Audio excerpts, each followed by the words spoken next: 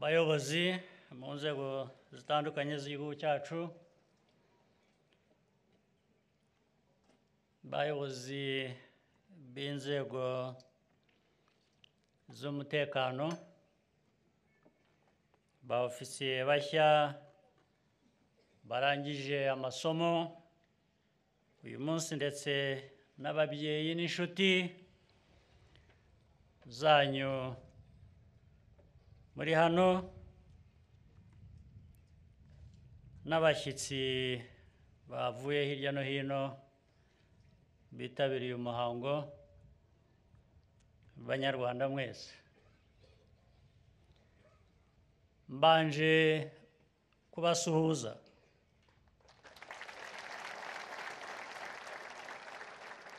Nishimiye kandi kuba ndi kumwe namwe uyu munsi, twakira abofisiye bashya mu ngabo z'igihugu cyacu cy'u Rwanda. Nagira ngo nshimire buri wese muri mwe kubw'umurava n'ubushake mwagaragaje mu myitozo ikomeye mwanyuzemo kugera kuri uyu munsi, nk'uko twabibwiwe n'abari babayoboye. Ndashimira ababatoje kuba baragize uruhare rukomeye mu kubategura kugira ngo namwe muzitware neza mu nshingano mwahawe. Turashimira ibihugu by'inshuti twafatanyije mu burezi n'amahugurwa mwahawe. Ubufatanye nk'ubu ntibufasha gusa mu kubaka ingabo zikomeye, ahubwo bunagaragaza ubucuti butuma ibihugu bikomeza gutera intambwe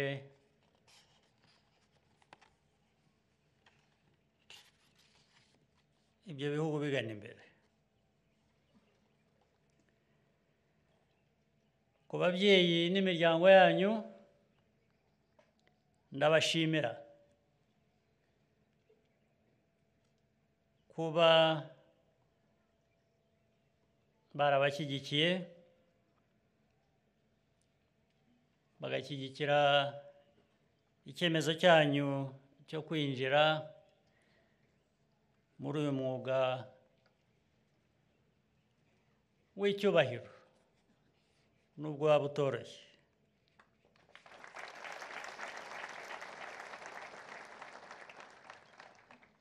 Kuba mwarahisemo uyu mwuga turabishima cyane, kandi bifitiye akamaro gakomeye igihugu cyacu.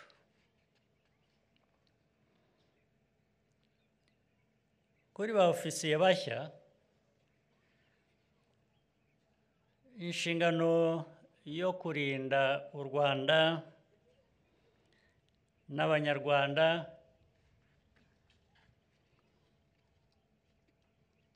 mugomba kuyuzuza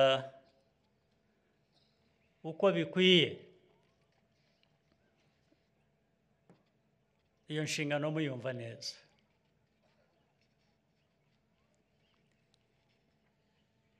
Ndabashimira ubushake ndetse ubu mwagize n'ubushobozi buhamye bwo kuzuza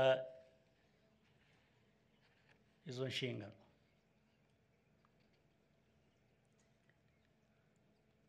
turifuza ko mwarinda igihugu cy'u Rwanda n'Abanyarwanda n'abagituye. Abanyarwanda ni miliyoni 14 ubu.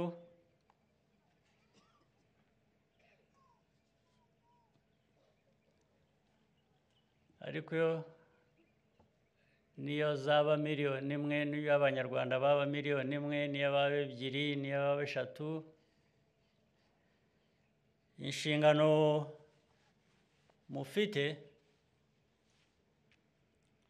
ni ukugira ngo igihugu kigire umutekano uhagije, kibe kitavogerwa n'abatagikunda n'abatagishaka.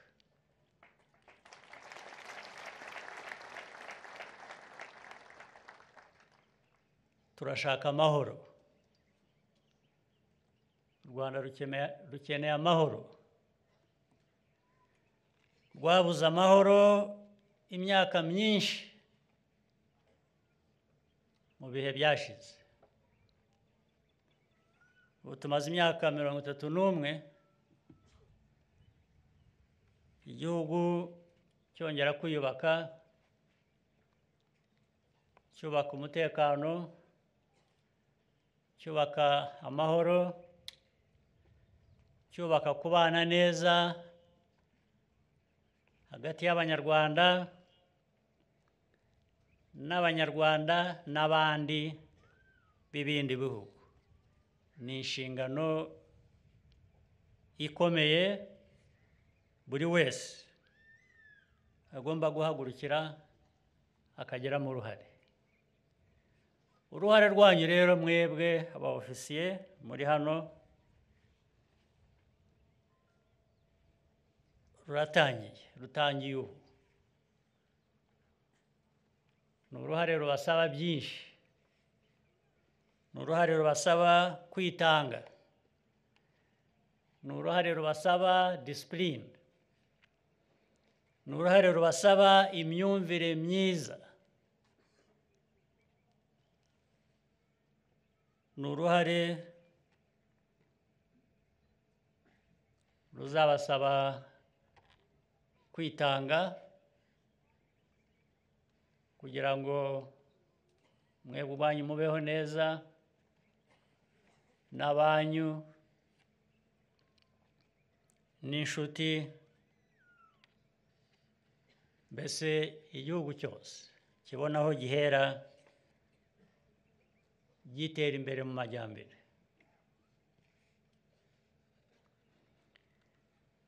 Iyi si turimo ikomeza guhindagurika.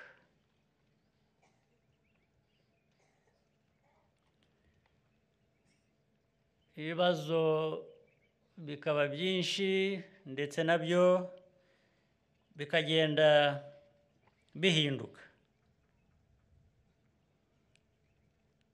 Ubu ni ukuvuga rero ngo iyi si iteye ityo, igihe tugezemo giteye gityo, ubu tuba tugeragezwa twese.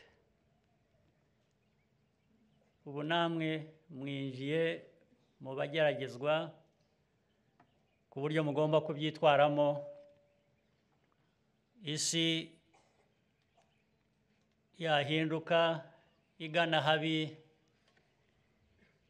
ntibajyane muri iyo nzira. Mukaguma mu nzira ibereye Abanyarwanda, ibereye u Rwanda,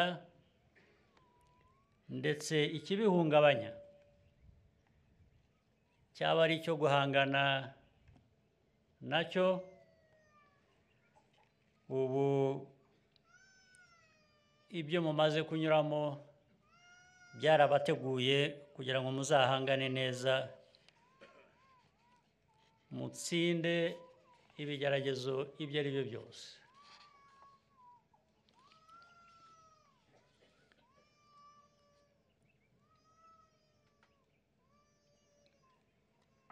kugira ngo rero uko gutsinda gushoboke kubagezaho mushaka,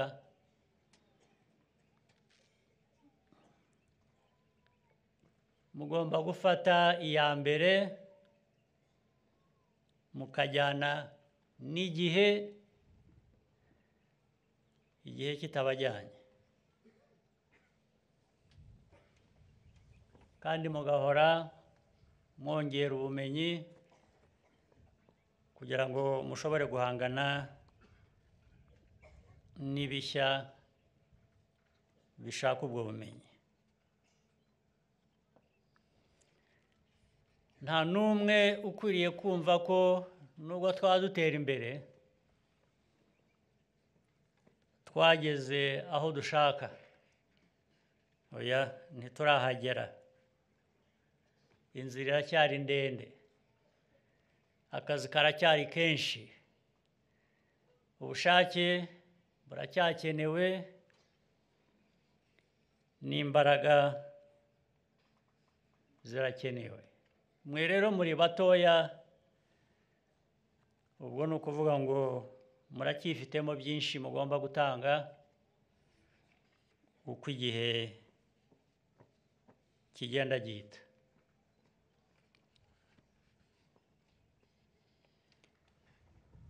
Ingabo z'igihugu cy'u Rwanda zagize uruhare mu kubaka igihugu, mu kugiteza imbere, kugeza n'uyu munsi mwinjiye muri uwo mwuga, n'iki gihugu kibatezeho, n'ibihe biri imbere buri wese. Igihugu kimutezeho ibyo ngibyo.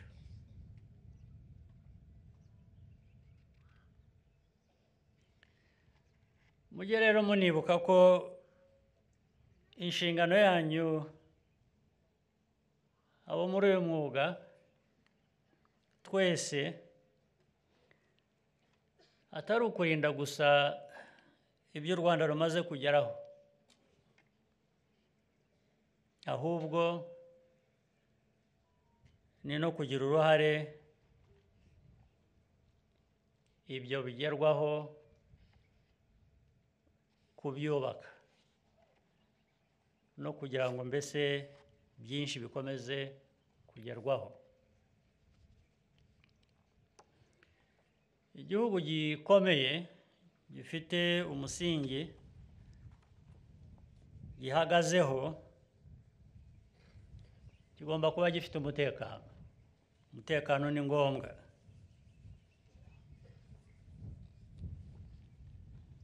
Igihugu rero kigashingira ku mutekano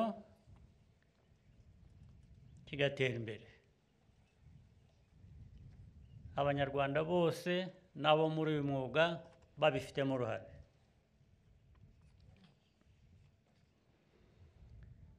Kwinjira mu ngabo z'u Rwanda RDF bibaha ubushobozi bubafasha gutanga umusanzu mu iterambere ry'u Rwanda no kubungabunga ya mahoro navugaga, adakwiye kugarukira mu Rwanda gusa, ariko ndetse n'umusanzu wacu waba ukenewe tukaba twabigeza no ku bandi dufatanya ibikorwa byinshi hirya no hino ku isi aho ariho hose. Nk'uko byagiye bigaragara, uruhare ingabo zacu zagize, zigira, zizagira no mu bihe biri imbere muri ubwo bufatanye n'ibindi bihugu, nk'uko hari ibidufasha, hari n'ibyo natwe twagira uruhare mu gutera inkunga.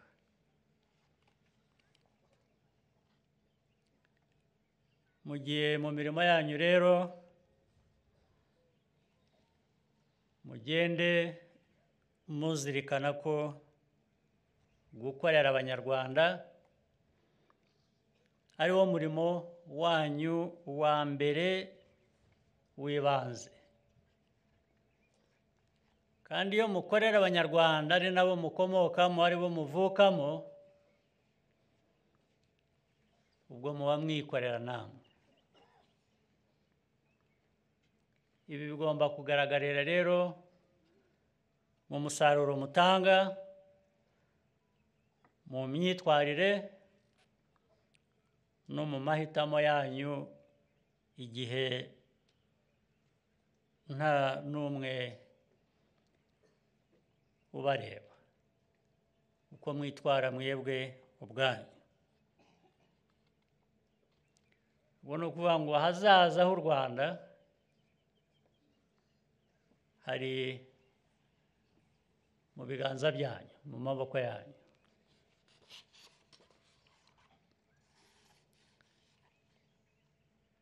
Ubushobozi mufite bugaragara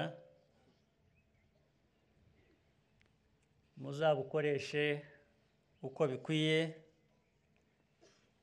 Tubatezeho byinshi, ariko mujye muhera no kwitwara neza, mwifate neza, murinde ubuzima bwanyu, imibereho, mugire uruhare no ku bireba abanyu. Hari imico mibi hanze aha, ndetse iyo tutari dusanganywe tukayiga ahandi, mugerageze ukuntu iyo mico mibi mwayirinda. Mwirinde ubusinzi, ibintu byo kunywa inzoga zikagutesha, iyo zagutesheje umutwe zigutesha n'imirimo, zigutesha na ya nshingano mwarahiriye. Ibiyobyabwenge, urumva ko ufite ubwenge bwayobye ntabwo aba acyuzuza inshingano. Byose kandi bikomokamo ibintu bitwara ubuzima bw'abantu, bihereye no kuri mwebwe ubwanyu abakiri bato. Ntabwo rero twakwifuza ko ibi byose mumaze kugeraho, aho mwigejeje, byagira bitya gusa bikaba imfabusa umunsi umwe, kubera ko warushijwe imbaraga n'imico mibi yo gusinda, ibiyobyabwenge n'indi mico idakwiriye ubundi mu bantu, byaba ko byaturutse hano iwanyu cyangwa se byaturutse n'ahandi. Ntabwo ari imico yo kwiga. Ndagira ngo rero ndangize nongera kubashimira kandi mbifuriza ibihe byiza n'intsinzi mu byo muhangana nabyo mu nshingano zanyu za buri munsi. Mbifurije n'amahoro y'Imana n'imigisha mu buzima bwanyu buri imbere. Murakoze cyane.